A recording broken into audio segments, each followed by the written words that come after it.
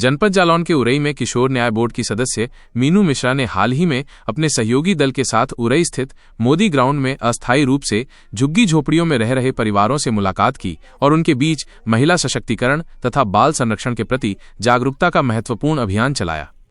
इस अभियान का उद्देश्य इन वंचित परिवारों के बच्चों और महिलाओं को उनके अधिकारों, शिक्षा के महत्व और सुरक्षा के उपायों के बारे में जागरूक करना था। इस टीम में मीनू मिश्रा के साथ सुपर्णा तिवारी, रजनी खरे, प्रवेश कुमारी और सुलक्षणा जैसी कई अन्य महिलाएं शामिल थीं। सभी ने मिलकर बच्चों को शिक्षा के महत्व से अवगत कराया और उन्हें स्कूल जाने के लिए प्रेरित किया। इस दौरान बच्चों के बीच गुड टच, बैड टच जैसे संवेदनशील विषय पर भी जागरूकता फैलाई गई ताकि वे अपनी सुरक्षा के प्रति सतर्क रह सकें। अभियान का एक प्रमुख हिस्सा नाबालिग बच्चियों की सुरक्षा पर केंद्रित रहा, जिनकी उम्र 18 साल से कम है।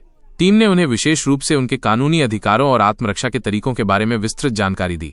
इस दौरान बच्चियों को बताया गया कि उनकी सुरक्षा के लिए सरकार ने कौन से कानून बनाए हैं, जैसे कि पॉक्सो अधिनियम एक्ट, जो बच्चों को यौन अपराधों से सुरक्षा प्रदान करता है। उन्हें यह भी समझाया गया कि किसी भी तरह के शारीरिक या मानसिक शोषण की स्थिति में वे बिना डरे इसकी शिकायत कर सकती हैं। टीम ने बच्चियों को आत्मरक्षा के कुछ आसान तरीके भी सिखाए, जैसे कि आपात स्थिति में तुरंत मदद के लिए शोर मचाना या किसी सुरक्षित स्थान की ओर भागना। इसके अलावा सरकार द्वारा निर्धारित विभिन्न हेल्पलाइन नंबर्स की जानकारी भी साझा की गई ताकि वे किसी भी आपात स्थिति में तुरंत सहायता प्राप्त कर सके। विशेष रूप से चाइल्ड लाइन और महिला हेल्पलाइन ए नंबर्स के बारे में विस्तार से बताया गया, जो 24 घंटे उनकी मदद के लिए उपलब्ध रहते हैं।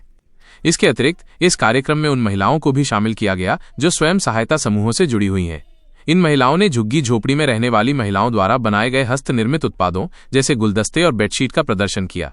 उन्हें समूह से जुड़कर अपना खुद का रोजगार शुरू करने के लिए प्रोत्साहित किया। ये पहल प्रधानमंत्री नरेंद्र मोदी द्वारा चलाई जा रही विभिन्न योजनाओं का हिस्सा है, जिसका लक्ष्य महिलाओं को आर्थिक रूप से आत्मनिर्भर बनाना है। इस दौरान बच्चों के उज्जवल भविष्य के लिए प्रधानमंत्री मोदी द्वारा शिक्षा के क्षेत्र में चलाई जा रही कई योजनाओं के बारे में भी विस्तार से बताया गया। अंत में सभी बच्चों के बीच खाद्य सामग्री का वितरण किया गया, जिससे उनके चेहरों पर खुशी की लहर दौड़ गई। यह अभियान न सिर्फ इन परिवारों तक सरकारी योजनाओं की जानकारी पहुंचाने में सफल रहा, बल्कि उन्हें एक बेहतर और सुरक्षित जीवन जीने के लिए प्रेरित भी किया।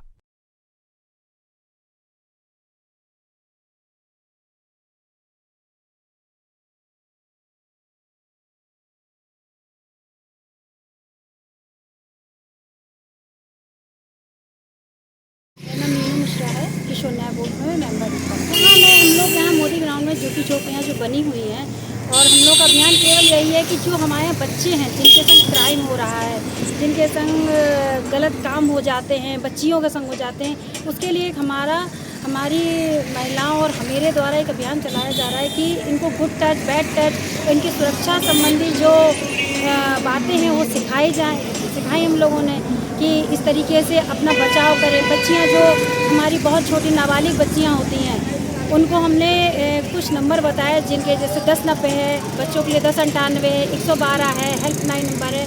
और ये लोग कैसे उस नंबरों पे अपने संग होने वाले गलत काम को या जो उनके संग आपत्तिजनक कार्य हो जाते हैं वो किसी से कह नहीं पाती हैं, उन पर सूचना दे और उससे उनकी हेल्प हो सके। अगर वो नहीं उनके माध्यम से हेल्प नहीं हो पा रही है तो हम स्वतः अपने संग, हमारी समूह की बहनें हैं, रजनी खरे हैं, प्रवेश कुमारी जी हैं, निधि हैं, सुलक्षणा जी हैं, हम सभी लोग मिलकर इन बच्चियों की स्वतः मदद करने के लिए तत्पर हैं। और ये अभियान हमारा इस तरीके का कि हम लोग पूरे जालौन ज़िले की हर बच्ची को, हर बच्चों को, हर महिला को ये जानकारी देना चाहते हैं, इन्हें सुरक्षा अपनी स्वयं करनी पड़ेगी। यहाँ बच्चे होते हैं, जो लड़के होते हैं, उनके संग भी बहुत गलत काम हो जाते हैं। उनको ये बताया कि उनके संग अगर कोई उनके पापा का दोस्त है, उनका भाई का दोस्त है, उनको कहीं किसी खंडर मिल जा रहा है, किसी कमरे में ले जा रहा है, तो उसको वो तुरंत उन्हें छोड़ के, चूँकि वो कुछ कर नहीं सकते, वो भाग के अपने माता पिता के पास चले जाएँ और उन्हें बात बताएँ। इसके बाद हम लोग ये चाहते हैं कि ये समूह के द्वारा इनका ये जो छोटा सा रोजगार है उसको हम लोग समूह से जोड़ के ये चाह रहे हैं कि हमारी बहनें ये स्वावलंबी बन जाएं और इस व्यवसाय को जो गली गली घूम के बेच रही हैं उसे अपना रोजगार बना के स्थायी रूप से चालू करें। इससे हमारे समूह को भी बल मिलेगा और इनकी मदद भी हो जाएगी। क्या कार्य करती हैं महिला? ये लोग गुलदस्ते बनाती हैं, सोफा कवर वगैरह हैं, और इससे अभी हमारे यहाँ हम लोगों ने परचेज भी करे हैं। इस तरीके की मैटीज हैं और वॉशिंग मशीन कवर है, सोफा कवर है, बेडशीट है, इस तरीके फ्रिज कवर वगैरह है।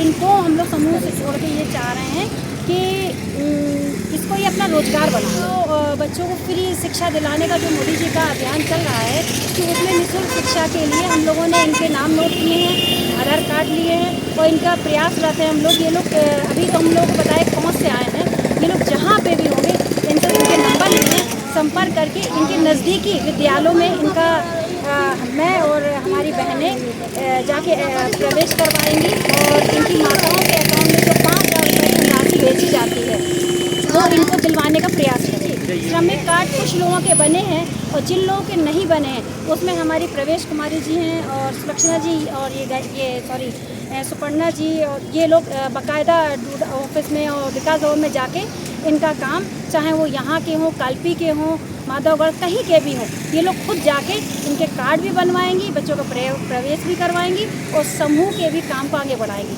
और जो मेरा योगदान था वो इन बच्चों को क्राइम से दूर रखने का, तो वो इनको मैंने शिक्षा। कोई रजिस्ट्रेशन नहीं है, अभी पढ़ाई से बच्चे दूर भी हैं।